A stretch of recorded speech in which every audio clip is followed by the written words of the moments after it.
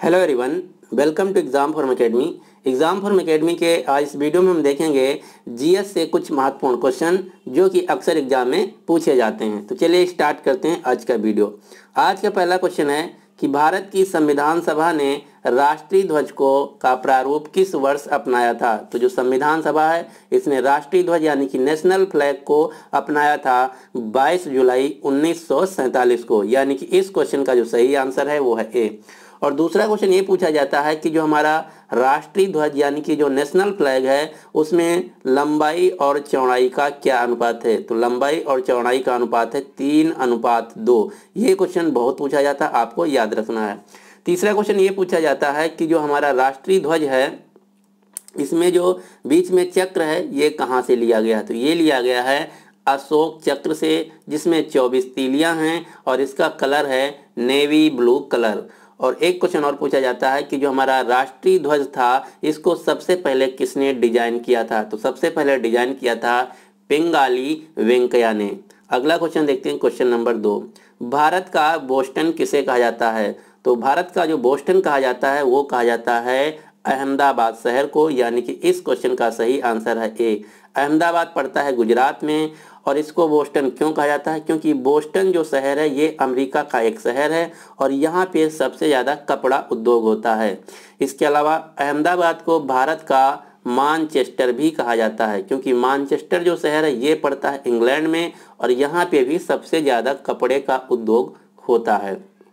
उसके अलावा दो क्वेश्चन और आपको याद रखने कि उत्तर भारत यानी कि नॉर्थ इंडिया का मानचेस्टर किसे कहा जाता है। तो नॉर्थ इंडिया का मानचेस्टर कहा जाता है कानपुर को, जो कि उत्तर प्रदेश में है। अगर बात की जाए साउथ इंडिया यानी कि दक्षिण भारत का मानचेस्टर किसे कहा जाता है, तो उत्तर होगा कोयम्बटूर। कोयम्बटूर को दक्षिण भारत का मानचेस्टर कहा जाता है, जो कि स्थित है तमिलनाडु में। और एक क्वेश्चन और, जो भारत में national institute of design NID है ये क्वेश्चन पूछा जाता है कहाँ स्थित है। तो नेशनल इंस्टीट्यूट ऑफ जो डिजाइन है ये भी अहमदाबाद में स्थित है। अहमदाबाद से 2-3 क्वेश्चन और आपको याद रखना। अहमदाबाद जो शहर है भारत का एकमात्र शहर है जो कि यूनेस्को वर्ल्ड हेरिटेज सिटी है। ये क्वेश्चन बहुत ही इंपॉर्टेंट है, आपको याद रखना। अहमदाबाद शहर भारत का एकमात्र शहर है जो यूनेस्को वर्ल्ड हेरिटेज सिटी है। इसके अलावा अहमदाबाद शहर जो है ये साबरमती नदी के किनारे स्थित है और अहमदाबाद शहर को बसाया था सुल्तान अहमद शाह ने। ये भी क्वेश्चन पूछा जाता है। हाँ, एक क्वेश्चन और, जो भारत में सबसे बड़ा जो सेक्टर है नौकरी के लिए वो है आपका कपड़ा उद्योग, यानी कि टेक्सटाइल सेक्टर जो है भारत में सबसे ज़्यादा रोजगार देता है।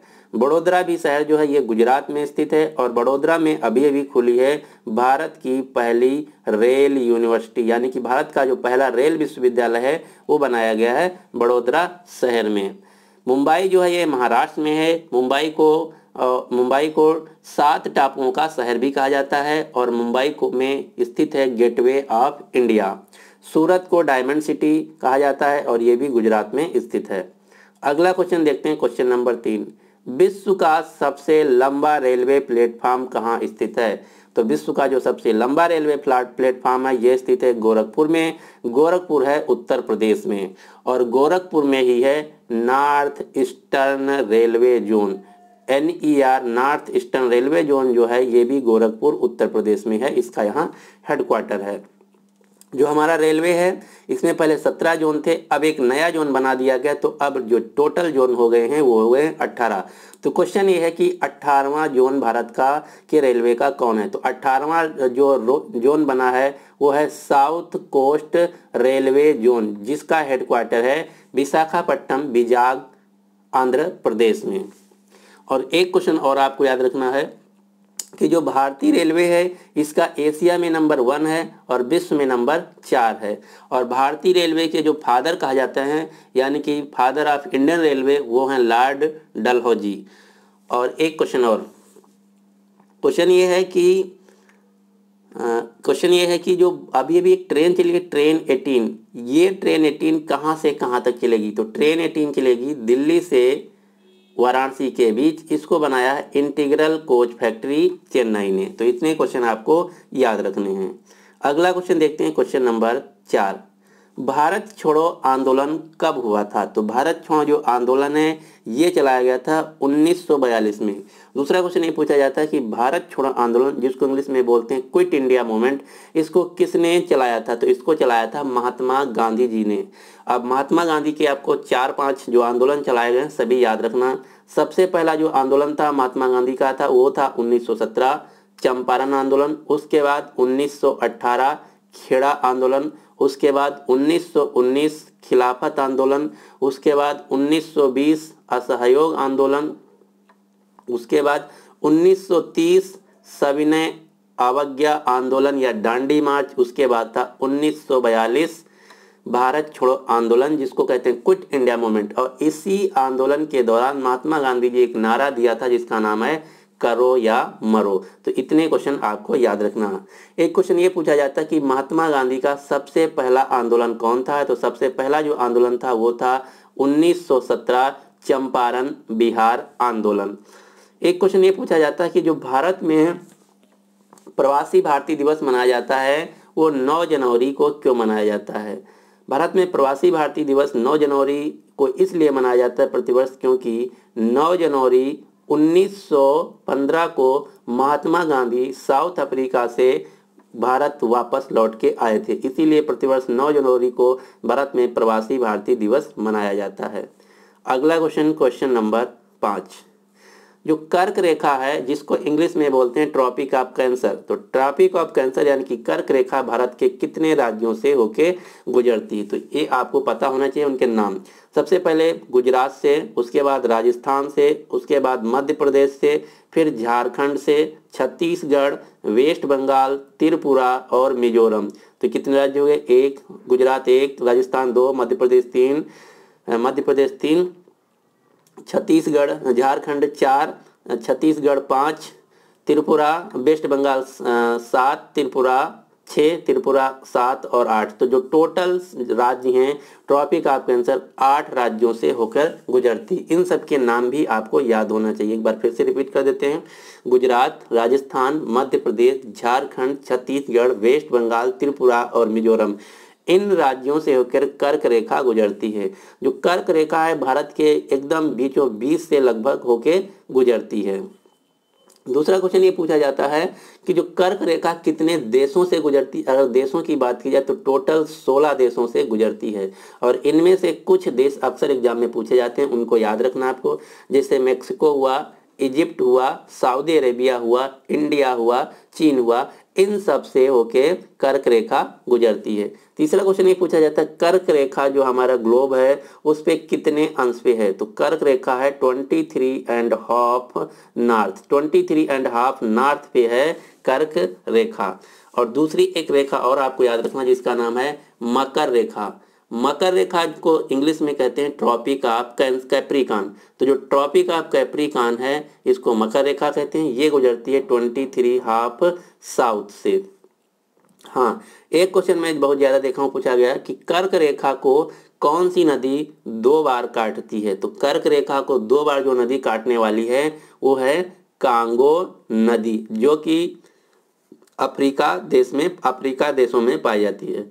तीसरा क्वेश्चन ये पूछा जाता है कि जो कर्क रेखा इसको भारत में कौन सी नदी 2 बार काटती? तो भारत में जो नदी काटती है उसका नाम है माही। अगर पूरी दुनिया में की बात की जाए तो होगा कांगो नदी।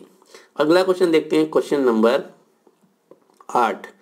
क्वेश्चन नंबर 6, सबसे प्राचीन वाद्य यंत्र कौन है? तो सबसे प्राचीन जो म्यूजिकल इंस्ट्रूमेंट है वो है वीणा। और एक क्वेश्चन ये पूछा जाता है कि उन मुगल शासक का नाम बताइए जो वीणा का सबसे बड़ा शौकीन था। तो जो मुगल शासक औरंगजेब था वो वीणा का सबसे शौकीन था, यानी कि वीणा बजाता था।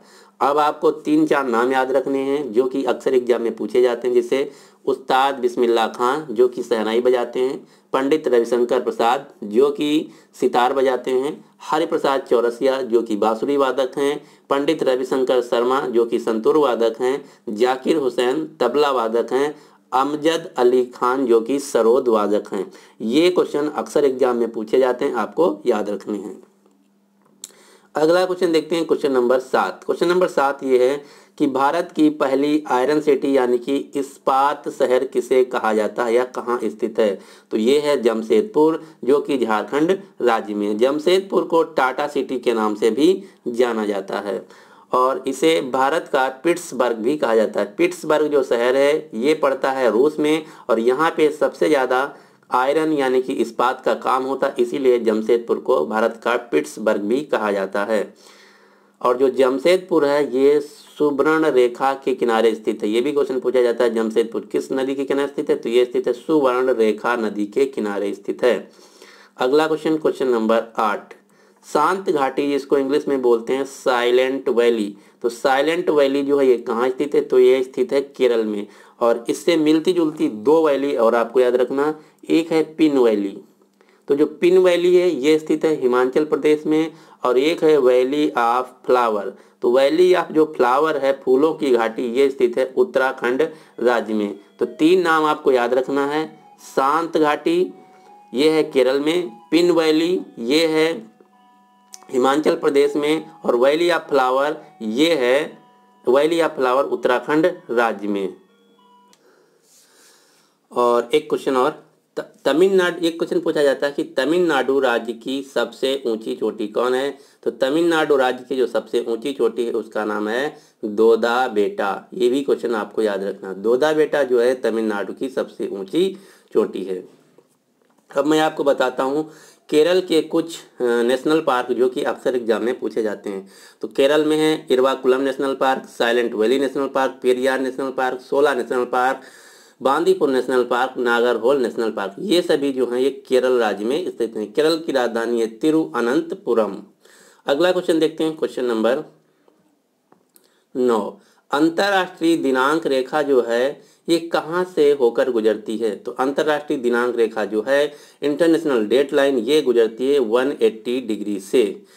और दूसरा क्वेश्चन ये अक्सर इसमें पूछा जाता है, मैं देखा हूँ कि जो अंतरराष्ट्रीय लाइन रेखा है वो जिग जैग क्यों है, सीधी क्यों नहीं है?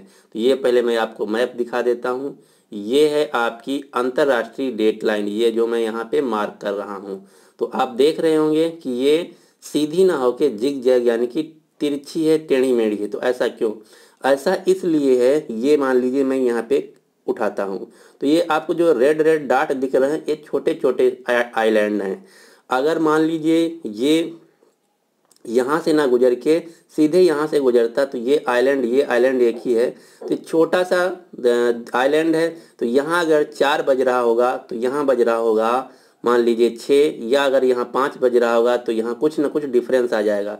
और छोटा सा देश है, इसको कैसे मेंटेन करेंगे? इसीलिए जो एक टोटल आइलैंड है उसको ना लेके उसके आसपास से निकाल दिया गया, जिससे कि उस आइलैंड में, पूरे आइलैंड में जो समय रहे समान समय रहे। इसीलिए ये जो इंटरनेशनल डेट लाइन है वो जिग जैग है, ना कि स्ट्रेट लाइन है। दूसरा क्वेश्चन ये पूछा जाता है कि जो अंतरराष्ट्रीय समय होता है यानी कि इंटरनेशनल टाइम होता है कहाँ से लिया जाता है? तो ये लिया जाता है ग्रीनविच लंदन से। तीसरा क्वेश्चन ये कि भारत का जो इंटरनेशनल टाइम है वो कितने मिनट या कितने समय इंटरनेशनल डेट लाइन से आगे है? तो ये है 5 घंटा 30 मिनट भारत का जो टाइम है वो ग्रीनविच लंदन से आगे है।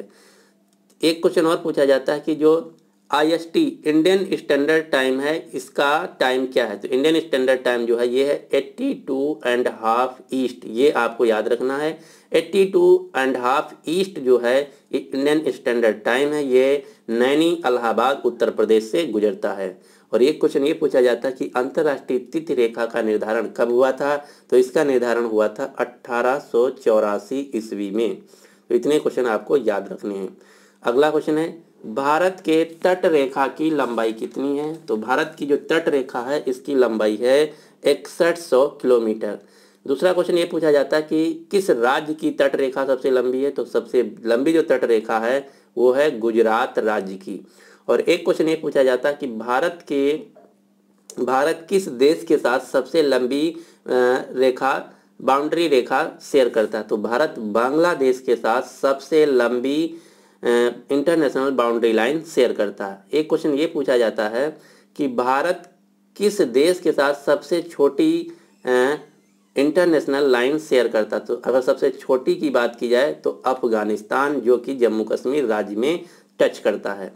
अगला क्वेश्चन देखते हैं, क्वेश्चन नंबर 11। क्वेश्चन नंबर 11 ये है कि भारतीय वनस्पतिक सर्वेक्षण का मुख्यालय यानी कि हेडक्वार्टर कहाँ है? तो इसको इंग्लिश में कहते हैं botanical survey of India. Botanical survey of India. तो इसका जो मुख्यालय वो स्थित है कोलकाता में।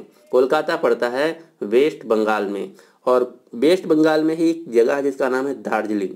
दार्जिलिंग जो क्षेत्र है भारत में सबसे ज़्यादा अच्छा माना जाता है और सबसे ज़्यादा यहाँ पे उगाई जाती है चाय। तो ये भी क्वेश्चन पूछा जाता है।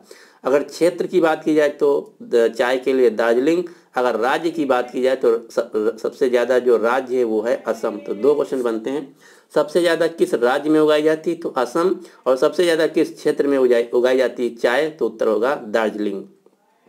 अब आपको यहाँ पे मैं 3-4 चीज़ें और बताने वाला हूँ। सबसे पहला बोटानिकल सर्वे ऑफ इंडिया, जो कि मैं बता चुका हूँ कोलकाता वेस्ट बंगाल में। इसके बाद एक और जियोलॉजिकल सर्वे ऑफ इंडिया, जिसको हिंदी में बोलते हैं भारतीय प्राणी सर्वेक्षण विभाग, ये भी है कोलकाता वेस्ट बंगाल में इसका मुख्यालय। और एक पूछा जाता है आर्कियोलॉजिकल सर्वे ऑफ इंडिया, जिसको हिंदी में बोलते हैं भारतीय पुरातत्व सर्वेक्षण विभाग, इसका मुख्यालय है नई दिल्ली में। और एक पूछा जाता है फॉरेस्ट सर्वे ऑफ इंडिया, जिसको हिंदी में बोलते हैं भारतीय वन विभाग, वन सर्वेक्षण विभाग, इसका मुख्यालय है देहरादून उत्तराखंड राज्य में। तो इतने आपको ये मुख्यालय याद रखने हैं। अगला क्वेश्चन देखते हैं, क्वेश्चन नंबर 12। भारत की मुख्य भूमि यानी कि मेनलैंड का दक्षिणी नोक कौन है? तो यहाँ से दो क्वेश्चन पूछे जाते हैं, अक्सर एग्जाम में स्टूडेंट गलत कर देते हैं, तो दोनों क्वेश्चन ध्यान से पढ़ना। यहाँ पे पूछा जाता है भारत की मुख्य भूमि यानी कि मेनलैंड का दक्षिणी नोक कौन है? तो मेनलैंड का जो दक्षिणी बिंदु है वो है केप कैमोरिन, कन्याकुमारी, तमिलनाडु। अगर क्वेश्चन पूछा जाए भारत का सबसे दक्षिणी बिंदु कौन है, अगर सिर्फ दक्षिणी बिंदु की बात की जाए तो सिर्फ दक्षिणी बिंदु जो है वो है पगमेलियन पॉइंट या इंदिरा पॉइंट, जो कि है निकोबार द्वीप समूह में। अब मैं आपको यहाँ पे डिक्लेयर करता हूँ ये क्या चीज़ है। तो ये है अपना प्यारा भारत। ये मैं सिर्फ नीचे का यहाँ पे मैप दिखा रहा हूँ। तो ये आप देख रहे हैं, ये है तमिलनाडु राज्य। तो अगर मेनलैंड की बात की जाए, ये है पूरा मेनलैंड। तो यहाँ इसका मेनलैंड की बात की जाए तो सबसे जो दक्षिणी बिंदु है वो है ये, जिसको बोलते हैं केप कमोरिन कन्याकुमारी। तो मेनलैंड का दक्षिणी बिंदु है केप कमोरिन कन्याकुमारी। और अगर बात की जाए सिर्फ दक्षिणी बिंदु की तो वो है यहाँ पे, जो कि पड़ता है निकोबार द्वीप समूह में। तो आप देख सकते हैं कि अगर ऐसे आप ड्रा करें लाइन इस प्रकार से सीधी रेखा, तो ये जो नीचे वाला है केप कमोरिन, ये सबसे नीचे पड़ता है, इससे भी नीचे ये। तो अगर मेनलैंड की बात की जाए तो केप कमोरिन, और भारत का सिर्फ दक्षिणी बिंदु की बात की जाए तो ये होगा पगमेलियन पॉइंट या इंदिरा पॉइंट, जो कि निकोबार द्वीप समूह में स्थित है। तो ये दोनों क्वेश्चन आपको याद रखने हैं। और 3 क्वेश्चन और, 3 क्वेश्चन ये, भारत का उत्तरी बिंदु कौन है? तो उत्तरी बिंदु जो है वो है इंदिरा कॉल, जो कि जम्मू कश्मीर राज्य में है।